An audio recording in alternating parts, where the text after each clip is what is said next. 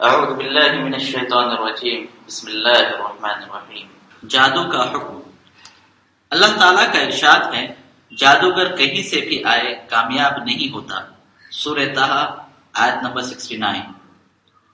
سورہ بقرہ آیت نمبر 102 میں اللہ تبارک و تعالیٰ نے سلیمان علیہ السلام اور جادوگروں کا قصہ بیان کیا ہے۔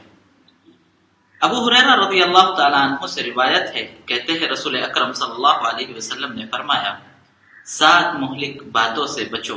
صحابہ نے عرض کیا، یا رسول اللہ صلی اللہ علیہ وسلم یہ کیا ہیں؟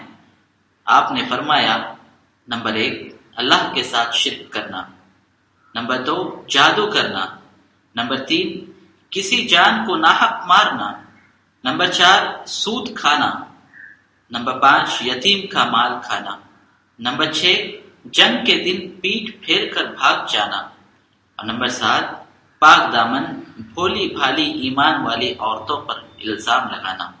صحیح بخاری اور صحیح مسلم۔ پتہ یہ چلا جادو حقیقت ہے اور اس کا شمار کبیرہ گناہوں میں سے ہے۔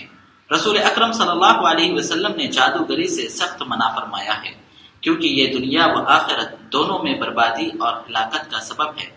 اور وہ جادوگر جو شیطانوں سے مدد لیتے ہیں، ان کی عبادت کرتے ہیں اور ان کی قربت حاصل کرتے ہیں، اور وہ کافر و مشرک ہے، ایسے شخص کے پاس جانا یا ان سے مدد طلب کرنا یا ان کی باتوں پر یقین کرنا سب ناجائز اور حرام ہے۔ فائدہ نمبر 1 جادو حرام ہے اور مہلک ہلاک کرنے والے گناہوں میں سے ہے۔ نمبر 2 جادو نواقض اسلام میں سے ہے۔ نمبر 3 جادوگر کے پاس جانا یا ان سے کسی طرح کا معاملات کرنا سب حرام ہے۔